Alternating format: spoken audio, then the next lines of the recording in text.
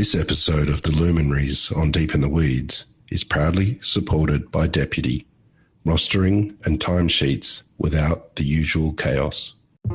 I am proudest when I see that somebody has really enjoyed themselves and is going to remember that for a long time. And when somebody says, oh, where's a place that you've been to that's, etched in your mind or that you've had a good time in, if they mention Florentino or one of my venues, well, that's what makes me proud and that's what I enjoy.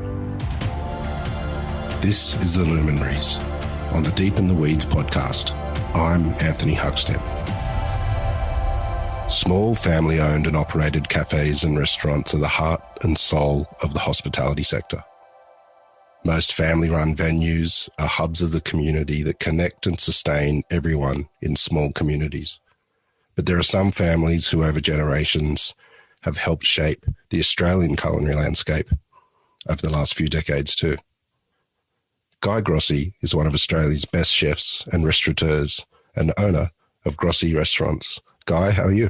I'm very well. Thank you for having me on. Well, it's great to have you on. Your family has had the most extraordinary influence on Australia's culinary history. What's it like being part of a family that over generations has given so much? Look, we're a very humble family, so I like to think that Melbourne has given us a great platform to, do what we do every day and what we really love to do every day. So we're embracing of that, all embracing of that.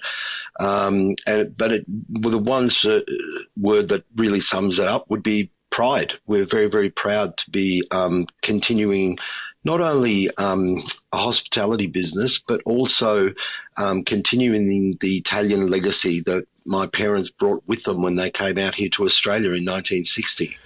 Yeah, tell us about that, because you grew up with a father who was a chef. What was it like being a young kid in an Italian family in Australia with a father who was a chef?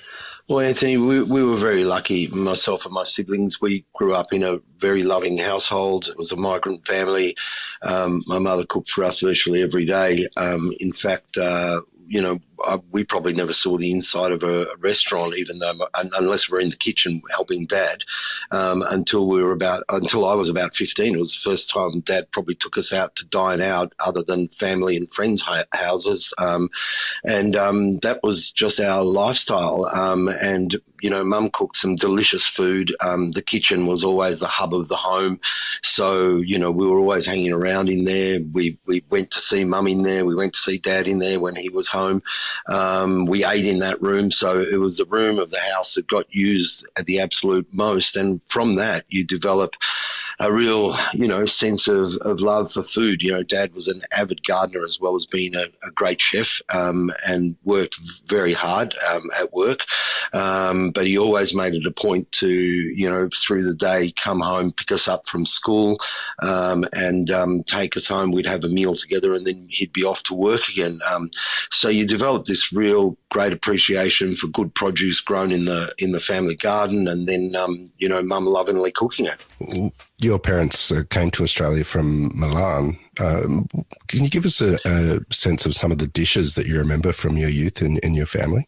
Absolutely. Well, Dad was actually originally from Puglia. He was from a small town called Carosino in the south of Italy, Puglia. So we had and Mum was from the Veneto, from Verona. So we had this lovely mix of different cucina italiana, and they also worked together in Milan for 15 years. So, of course, cotoletta alla Milanese was a feature, as was also bucco alla Milanese, beautiful braised veal shins, and also the lovely and rustic food from the south of Italy, like orecchietti with broccoli, and then the beautiful, things like gnocchi with gorgonzola from the north, and lots of polenta. Polenta is a really good filler when you're growing up in the Melbourne suburbs, especially in the wintertime. You mentioned you were about 15 when you sort of first went to a restaurant properly. What lured you to a career as a chef when you were young? Was it the inspiration through the family, or were there other things happening? Dad used to drag me along on school holidays and weekends to work and with him where he was working. And, you know, I kind of felt to myself, this is really hard. Who would want to work like this? And so I thought, you know, I really don't want to do that.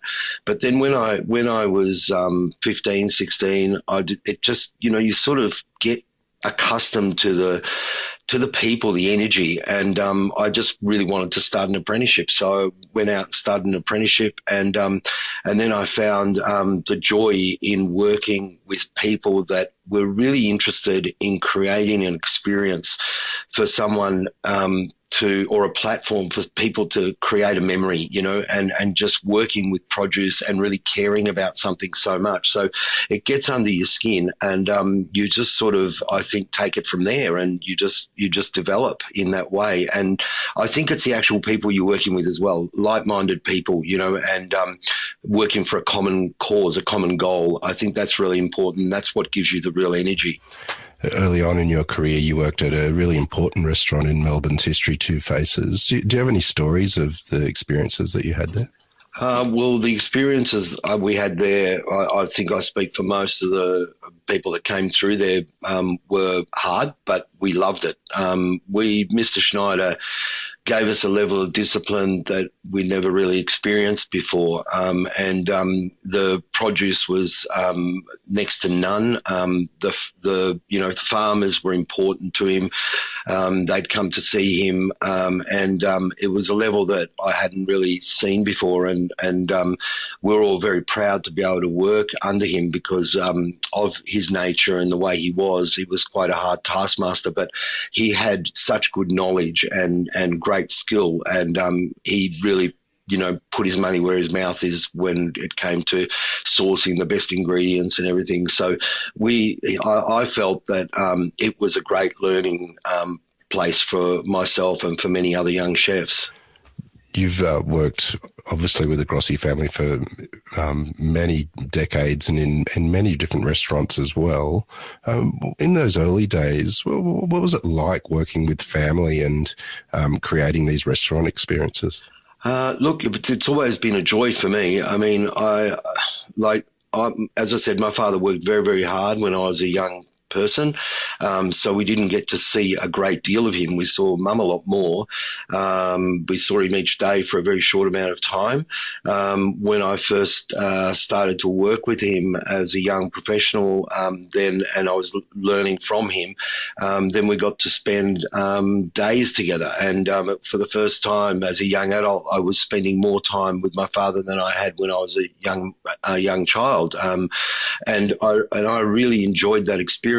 Don't get me wrong, we had our fair share of Barneys as well, as you do, as we do in the whole family. But it's not all a bed of roses. But it's always, you know, that you're going to make up, and you know that there's a great camaraderie there. And I learned a lot from my father, which I'm very proud of. The biggest thing being work ethic. You know, he was a very disciplined man, and he worked very, very hard. And he was of the firm belief that the harder you work, the luckier you get.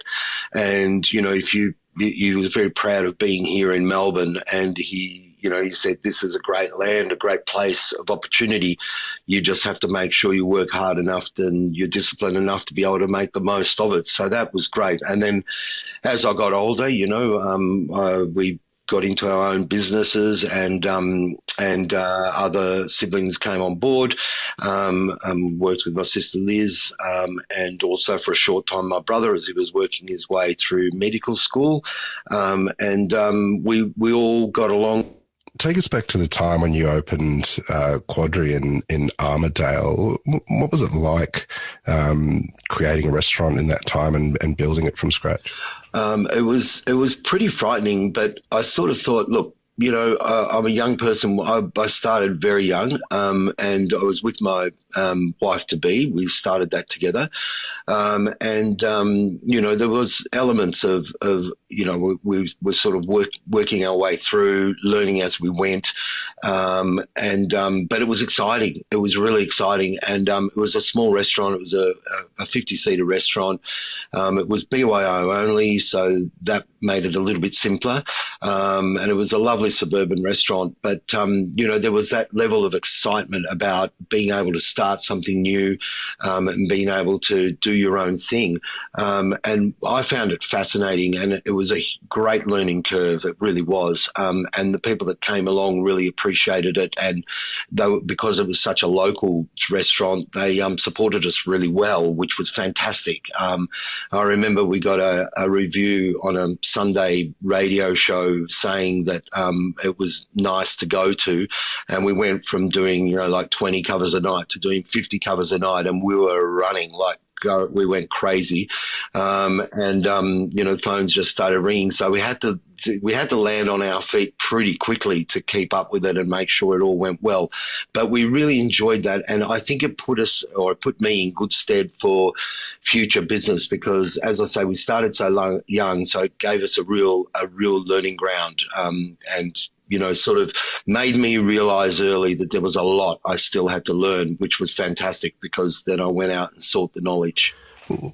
What did you take from that time? There was obviously the challenges and a lot of lessons learned, but what were the big surprises for you in running a business that you kind of weren't aware of until you jumped in?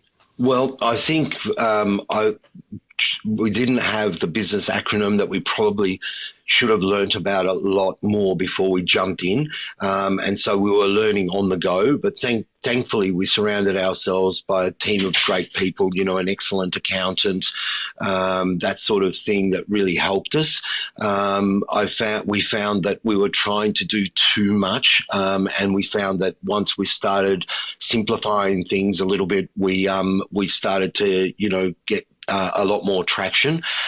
So that taught us a lot as well. And we found that, I started to learn very young that hospitality really prevails. And I think that, as a chef, I learned quite early on, and I think that experience taught me that, it's not just about great food and even great service, but it's also about creating that really hospitable experience and treating people like they're coming into your own home that gives them that feeling that they want to come back to you. And I think that was really important. Melbourne's restaurant and cafe scene, arguably second to none in the world, particularly the cafe scene. What was it like for you opening Caffé Grossi with your father and the influence that it had at the time? It was a fantastic experience. Again, we hit the ground running there as well. It got very busy very quickly. We were lucky.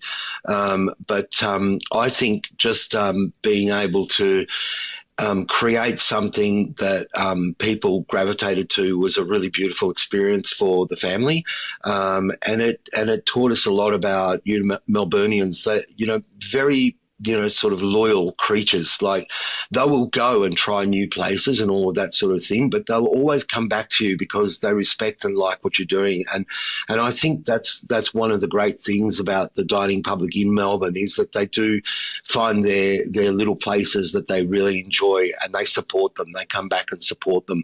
But that wasn't, again, we had our hardships there as well. I mean, we were going amazingly well until, about 1989, just at the end of 89, and, the recession came on. So we experienced a real downturn in business for quite some time. And we just had to pull our belts in. And we're the sort of family we just said, look, as long as we can pay our people and, pay our suppliers, we just got to carry on and get through this. And that's what we did. We negotiated with our landlord at the time and they were helpful. And, the sort of staring down the barrel of whether you have no tenant or a tenant paying a little bit less rent. And they went for the latter, which was good of them. So they helped us through in that manner.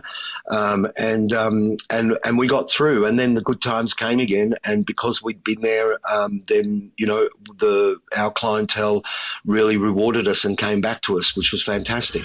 Well, those good times led to a move by you to rejuvenate a classic, really important historical restaurant in Melbourne, the Florentino. Take us through the decision and what it was like to take on such an iconic place and breathe new life into it. Yeah, absolutely. Well, I'd always loved the place, and only because, growing up as a kid, I'd listened to my dad's stories, and back then chefs weren't, sort of necessarily iconic names in people's homes, but they were well known around the industry. That's how you became a well-known chef. You were known by other chefs, by maitre d's and people that owned restaurants. The stories were always wonderful and, aspirational stories of people doing great things. And the Florentino was never far away in those conversations because of the fact that Dad really, had a great love for it, in the sense that it was part of the group. When he came to work here in Melbourne in 1960, he was brought out by Mario Vigano, who had a hotel around the corner from Florentino's called Mario's. It was a very well-known restaurant at the time. He also had Farm Vigano, where he grew a lot of the produce for the restaurant. And one of the first places that the lads brought Dad for a bit of vino, in the downtime was Florentino and in the cellar bar. And so it had a real iconic kind of memory for him, and he used to describe it with such love that it became part of where we went to visit, when we were in the city, and it was something that was always there in the background. So when I heard on the grapevine that the then owner, Lorraine Podgonick, had an idea about moving on and selling the restaurant, I approached her and I said, look, we'd be really interested in looking at doing something here if it's true that you're in fact selling. If it's not true, then I'll just be on my way, basically. I didn't want to be rude. I knew Lorraine. I didn't want to offend her. But she said, look, I have been thinking about it. So, when I'm ready, I'll give you a call. And she was true to her word. A few months later, her son gave us a call. We negotiated, took a couple of months, and we put together a deal, and that was that. And we've never looked back. I mean, we love it. It's iconic, and we feel like it's ours now. And that took a few years because we're just custodians of a wonderful old place. But, for quite some time, the guests and customers that came here to our place felt more like the owners than we did, because they'd been coming for so long. So, we had to tread with trepidation, but there were certain things that were non-negotiable and we had to change. And as you say, we had to freshen the place up and give her a new life. And she's had a lot of makeovers since. We've been here 24 years or so now, and we've it's an ongoing process. It never stops. It's like having a home. You never stop fixing, changing, adjusting. And that's one of the beauties of Grossi Florentino, is that it has a real life of its own. And we don't mind putting back into it because we feel that an iconic place like that just deserves it, and our guests deserve it. And so I think to keep it looking and feeling fresh, it's not only for our guests, they're the primal thing. You've got to keep people happy and entertained and coming back. But it's also something for the family, because it's inspiring to keep things fresh and moving. But it's for the team as well, because they get a real buzz out of things happening, new things happening. And I think that keeps the energy. And with energy comes, the desire for people to be there and be doing good things. This episode of the Luminaries on Deep in the Weeds is proudly supported by Deputy, helping managers and staff do their best work. Building a business is hard.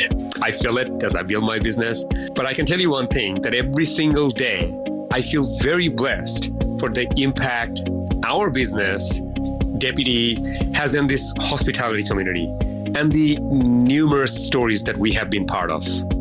Stories where I've heard Deputy customers who have opened new restaurants because of the cost savings they have had by implementing Deputy in their business. Being able to open new restaurant, creating new employment, new opportunities, and new connections. For more information, go to deputy.com. Even though you have quite a few venues and it's such a big group, there's so many family members involved with Grossi Restaurants. So just tell us a little bit about the family that are involved and the different roles and how you work together. Well, Carlo, my son, he's on the floor mainly, but we also work together and collaborate with my brother-in-law on menus and things of that nature also. He works in the upstairs dining room on a day-to-day basis, but, has his hand over many of the venues as well as far as, operations. I'm on operations and I still get into the kitchen as much as I can, which I really enjoy. That's a part of my work that I really enjoy the most, to be honest, but I enjoy the creative side of things as well, creating menus and, working on research and, developing new relationships with new producers and things of that nature, which I find very inspiring to go towards menu development and things of that like that. Then there's my sister, who's more in the administration side. Although during November, December, she was on the floor as well, beating the pavement so it was all hands on deck. Well, we lost a lot of people in recent times for obvious reasons, so it was all hands on deck, and everyone was working so hard. The team that we were left with, our core team, and all family members. But yeah, Liz does more of the administrative type work and the sort of management type work, and then there's my wife Melissa, who is very heavily involved in what we do day to day when it comes to decision making and forward planning, and she works in the financial area of the business. Loredana works on the floor when she has to, but she's also very heavily involved in the marketing side of things for our business when it comes down to website designs and all those sorts of things, menu designs. Basically, she's our fashion Nazi. So we go put it the filter. She's our filter when we're making a decision when it comes to that sort of thing. And my brother-in-law, as I said, is a chef that we've been working together since the days of Caffé Grossi. So we work side by side, and with that, a really good, strong team around. As I said before, culturally diverse, a lot of age diversity in the team as well, people that have been with us for 20, 30 years and people that have been with us for 3 years. So, in some cases, 3 months. And I think that's what keeps it really dynamic and really interesting. And I got to say, I feel very lucky and blessed. I know a lot of people say it, but I do have a very devoted team of people, and, especially when it comes to, chefs and people working on the floor at the front line and all of that. The people in our team really want to do it. And I think that's a really refreshing thing, especially now that the industry needs to rebuild. It's so refreshing to see young people come into it. I was at Box Hill TAFE recently doing a talk for some newbies that had just started as apprentices and trainees, and to see a room full of, youthful people that want to be in the industry and they want to devote their lives to it is inspiring, and it's really refreshing to someone like myself who's been in it for over 40 years. Well, that sense of family and also the connection with your guests is really typified by Christmas Day at Grossi Florentino. Can you tell us a little bit about the history of that and what it means to the family in the restaurant and also the customers of Grossi Florentino? Absolutely. Christmas Day is one of those things that's now developed into a tradition, I guess, that happens here. We've always worked as a family on Christmas Day because, Christmas Day is a day that people like to celebrate. So we're generally in our restaurants, we've always been open. And when we came to Florentino, it was no different. We opened Christmas Day lunch. We do it in the grill and we do it upstairs in our restaurant at Florentino, and it really is not like no other service during the year. It's completely different. We run a very lengthy menu. It's a festive menu, and the streamers on the tables. There's the bonbons, and there's guests that have been coming for as long as we've been open. Some might. Yeah, they all know each other now, which is amazing. They just rebook their table next year. Sometimes they might miss a year but then rebook again because they've been travelling or something like that. But it actually becomes like a big family having a Christmas gathering or Christmas feast, and then by about half time you've got everybody throwing streamers and getting up and chatting to everybody else. So it's a really wonderful day to work. We all love it, and everyone has a great time, including the team. And it's just for the ones that do it for the first time that are working on the crew, their eyes are popping out of their head. They just can't believe what's going on. But it's so much fun. And then we do a quick tidy up, not a big tidy up, because we want to get out and, get back to our families. So we get home and have Christmas night at home, and then usually get back in the next day and tidy up properly. But it's a real fun event and really, really festive. We love it. Your restaurants have won an incredible amount of accolades and, really at the pointy end in regards to quality and service and expectation. But there's also that sense of it being a family business and a family loving offering. How do you strike that balance over so many venues and maintain that consistency? Well, I'm lucky in the sense that a few of our venues are in the same block, which makes it easy to run around and keep having that DNA refreshed. But even with say our partnership in Perth with Garum over there with the Western, it's just keeping in touch with the people that are there and having a good group of people around you. And I think that holds true for whether I'm standing right next to people working on a shift or whether, I'm somewhere else, as long as you're keeping in touch continuously and the family's keeping in touch, which is something that we really pride ourselves on, to talk to people continuously and make sure that, we have a vision for our business. We need to put that into very clear language so that the team understands that vision and the DNA stays alive. We have our mission statements, but more than importantly than that, our brand values. And when we started as a smaller business, we just kind of knew what we wanted and we knew what we were doing, and it was a very small team, so it kind of didn't need to be articulated as well.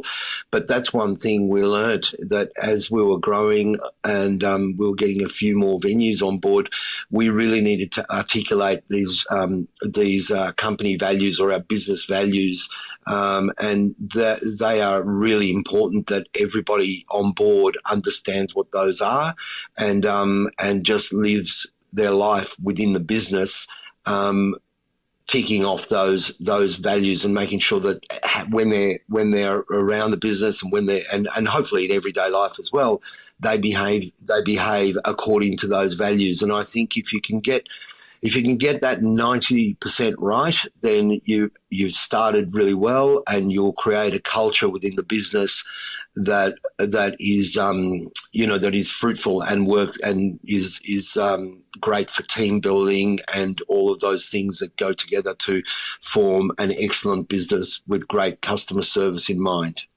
It's an understatement to say the last 2 years have been challenging for the industry, but what's the current situation for you at the moment? Are there positives to come from what has happened, and have you changed a lot in this time with the operations of the restaurant? Well, I think the positives are that we're back and we're doing the thing that we love. I think people, whether it be on my side of the fence or the other side, meaning guests, have really learned a new sense of appreciation for what we do, ourselves included, to serve those first customers coming out of lockdown. I got to tell you, it was very emotional, almost tear-wrenching emotional, to know that you could actually start doing what you love so much again. And our guests, I believe, are so appreciative, and they want to enjoy themselves. There's a pent-up desire to have a good time, and they're doing that, and they're respectful and they're appreciative. And I think that we've been able to reset as well in our industry and revalue what we do, and I think that's a positive. Just put the right value on what we do, because I think it's really important moving into the next phase so that we can pay everybody properly, so that we can buy the produce from people that are looking after their creatures or their teams and all sorts of, and all those kinds of things. And we can tick all those boxes and make sure it's a real story and not just, some sort of window dressing. And that all comes at a cost. So I think to be able to say, okay, well, we need to make sure that we get all that right. So the cost needs to be passed on and there's good reason for it, and there's a newfound appreciation for it. So I think that's a very important element to what has happened, that reset button. The other things is, as an offside thing, our Grossi a Casa came out of it, a brand which we developed through necessity, but it's quite a good thing now. We love it and we're going to keep it, even though it's not anywhere near as busy as when obviously the restaurants were closed, but it's still doing its thing, and it's something that we feel we can develop, and it's something in the future we think could be a very valuable aspect to our business. And so the other thing that we found is, different efficiencies in our business. We've had to come back with, teams that were underpowered to what we used to have. So, we've got some restrictions still on, but really we're restricting ourselves with the amount of guests that we might do on any particular session, because we've had shortages in the team. And we're finding that there is a sweet spot there, maybe not going back to the big numbers that we used to do, and finding that balance between, guests being really happy and also the team not being under that intense pressure, making a better work environment for the team and for the, all the people working around them. And just little efficiencies, from a technical point of view. We've had to, for example, work out of one kitchen downstairs instead of two. Maybe the model is changed there as a little example of how we do things. Those sorts of things. Ombra will open very soon, and we'll come back with maybe a few less shifts in order to be able to manage that. So little efficiencies that we've found, through necessity, has been quite a good learning curve. You learnt the ropes from your dad, and then there came a time where you were teaching the ropes to your son Carlo. What's that been like, transferring your knowledge and then seeing his career flourish? It's been fantastic, actually, something I'm very proud of, and very proud that we can work so well together. We're a good team. I think, as I've mentioned earlier, he brings youth to the table, and brings new ideas, fresh ideas. I can sort of guide him and, give him the benefit of my knowledge and the benefit of my mistakes. He can go off and make those same mistakes if he wants to, but at least he's got a head start, and I think that's pretty good. But the best thing is that we have a fantastic relationship. I would describe Carlo as more of a real mate as well as being my son, and we love to just go out together and have a lunch or something, or just go out and have a glass of wine together and catch up and, talk about business. We're always just talking about the restaurant anyway, so that's the main thing we consume in our conversation. But it's just a real pleasure to be able to work side by side and have that great collaboration. And I learn heaps from him as well as what I can teach him, because he has, his own experiences and everything to bring to the table. And I see that as I think I mentioned it before, I see that in a lot of my young chefs as well, and front of house people as well. I've got to mention them because they're so important in our business. And these days, ever more than they have been. And I think that these people coming into your business, they have experiences from all around the place. So, I just love learning new things, and I'm not one to sort of, say, no, this is the way we've always done it. Like, if you come along and say, I've got a better way of doing this, I'd be silly if I was paying you, a salary and not listening to you. That'd be stupid. It'd be like paying you're a lawyer and not listening to them for their advice, So if somebody can bring, new knowledge and new experience and better ways of doing things into the business, and hey, that's how you grow, right? 40 years is extraordinary, the influence that you and your family have had on the culinary landscape. What is it that you love about what you do? I mentioned that before. I think it's creating memories, having people create memories in my venues. You come along for the food and service. That's the catch. But when you're in a venue, you have a special time, whether it be, a casual experience or whether it be at Florentino in the upstairs dining room and it's a lengthy kind of tasting menu that you're enjoying. But I am proudest when I see that somebody has really enjoyed themselves and is going to remember that for a long time. And when somebody says, "Oh, where's a place that you've been to that's, etched in your mind or that you've had a good time in," if they mention Florentino or one of my venues, well, that's what makes me proud and that's what I enjoy. Well, I know so many people have absolutely loved the experiences that you and your family have given over the years, and it's an absolute honour to have you on the Luminaries on Deep in the Weeds today to hear just a little bit of your story. Guy, please keep in touch and we'll catch up again soon. Absolutely. It's been an absolute pleasure. Thank you so much. This is the Deep in the Weeds podcast. I'm Anthony Huckstep.